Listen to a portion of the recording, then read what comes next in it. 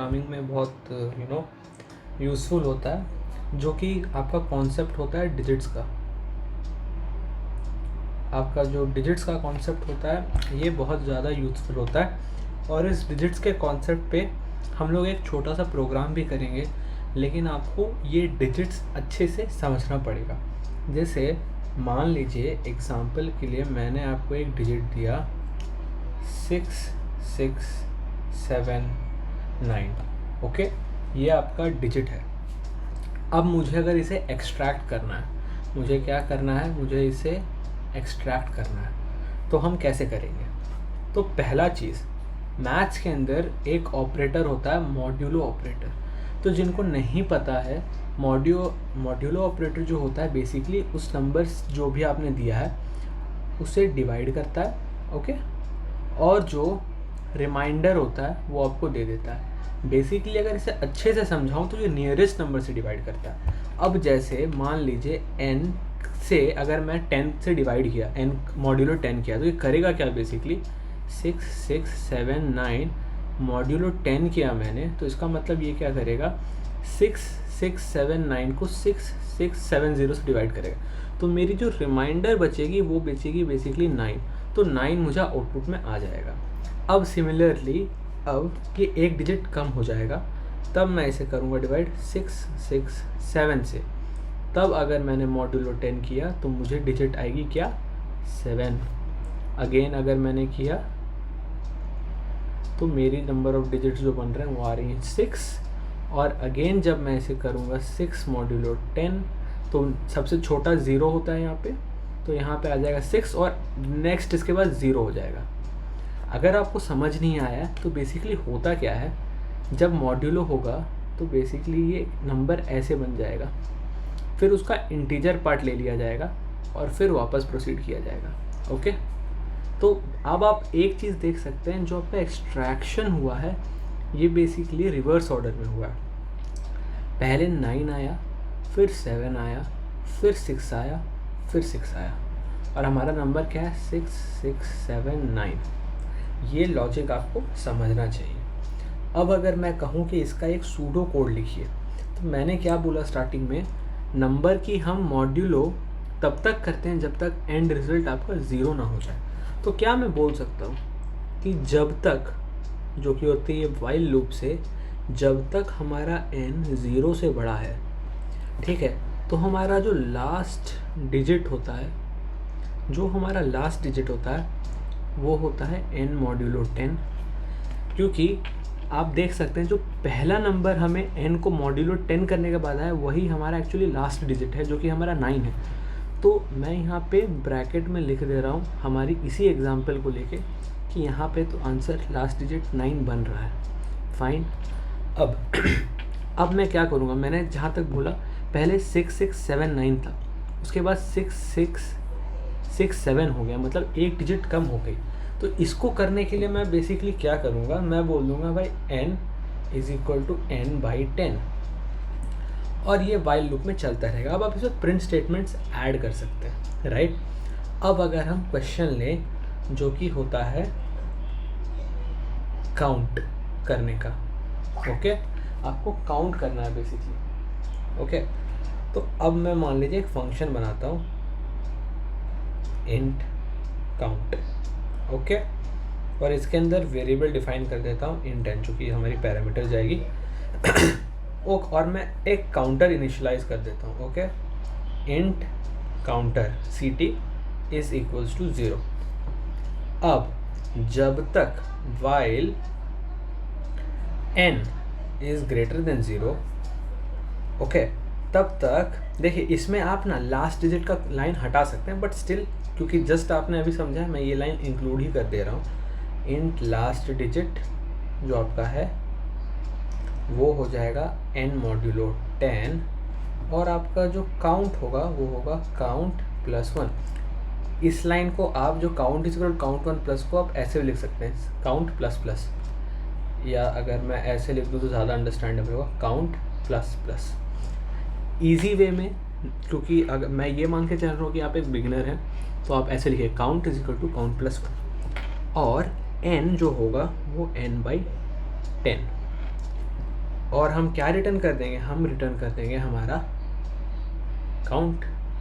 Okay, अब भैया आपने तो लिख दिया, इसे थोड़ा एक्सप्लेन भी कर दीजिए कि चलता कैसे। चलो तो देखिए बेसिकली होता क्या है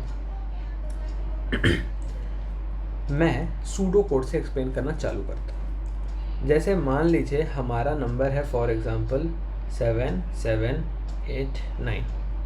ओके, तो जब हम इसका मॉड्यूलो 10 किए तो हमारे पास आ गया लास्ट डिजिट 9, राइट। अब मैंने क्या किया, मेरा n तो 7789 हो गया, इसको मैंने कर दिया 7789/10, तो मेरा जो n है वो बेसिकली अपडेट हो गया एज 778।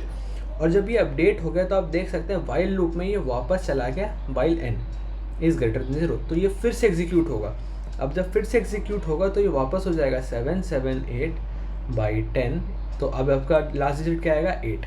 तो आप समझ पा रहे होंगे कैसे आपका पूरा ये बेसिकली एक्सट्रैक्ट हो रहा है, राइट। अब इस कोड के अंदर भैया कैसे हो रहा है, देखिए हमने एक काउंटर वेरिएबल बनाया जो कि इनिशियली 0 पे सेट है। अब same concept while n greater than 0, जब तक मेरा नंबर 0 से बड़ा है हमारा लास्ट डिजिट तो जो है वो एक्सट्रैक्ट करके लास्ट डिजिट का इंटीजर वेरिएबल जो है इंट लास्ट डिजिट उसमें स्टोर कर दो।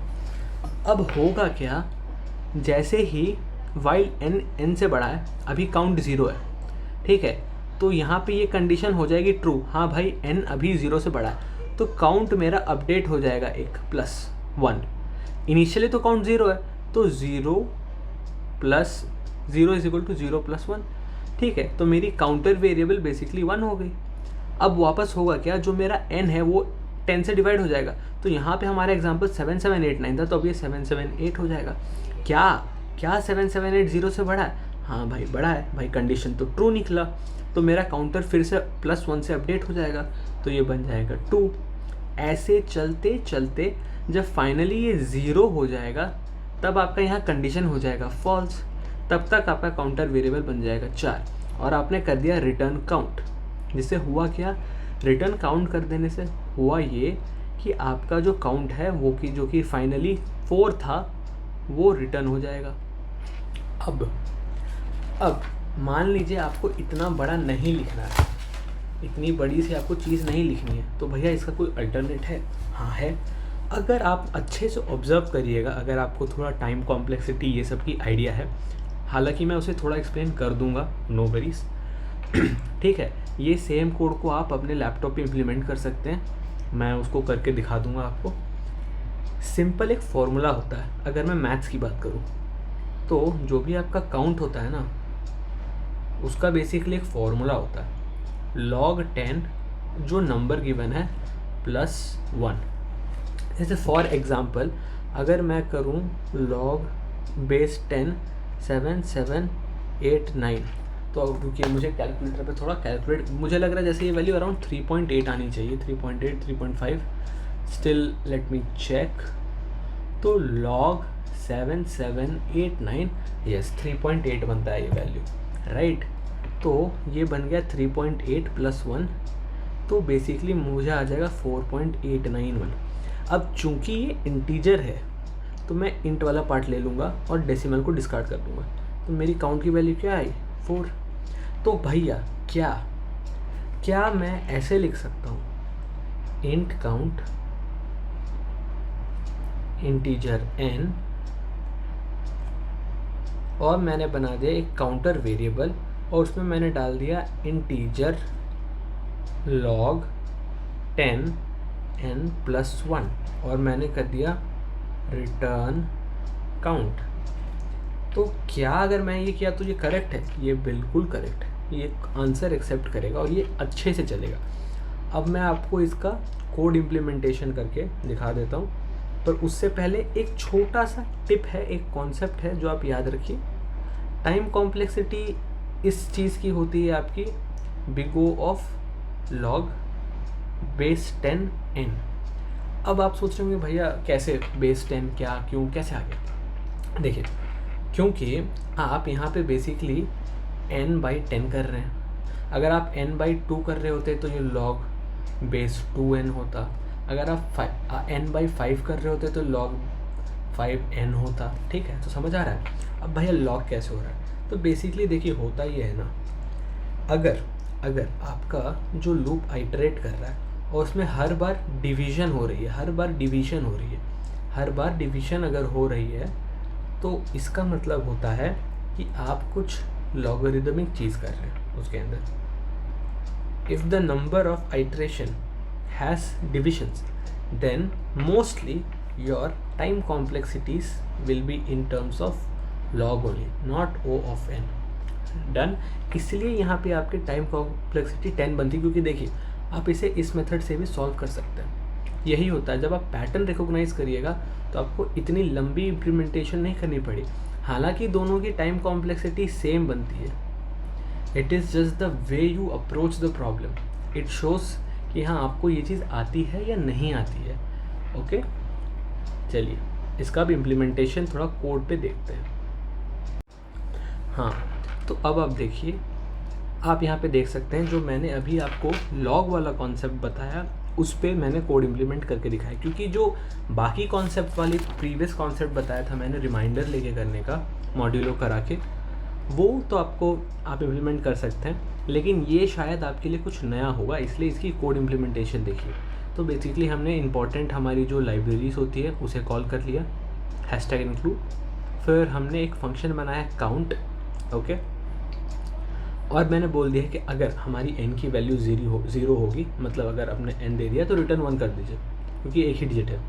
और अगर हमें नहीं है वैसा तो आप करिए काउंट, जो कि बताया int log 10, जो फॉर्मूला मैंने दिया है। और यहाँ मेन फंक्शन में हमने एक इनपुट दे दिया है 1 2 3 4 5। और जहाँ तक आप यहाँ पे आउटपुट देख पा रहे हैं, number of digit is equal to 5। अब यहाँ पे अगर मैंने एक डिजिट हटा दिया, ओके, अब हम इसे करते हैं रन। तो रन करने के बाद आप देख सकते हैं नंबर ऑफ डिजिट्स जो आ रही है हमारी वो है 4। तो आई होप आपको समझ आया होगा।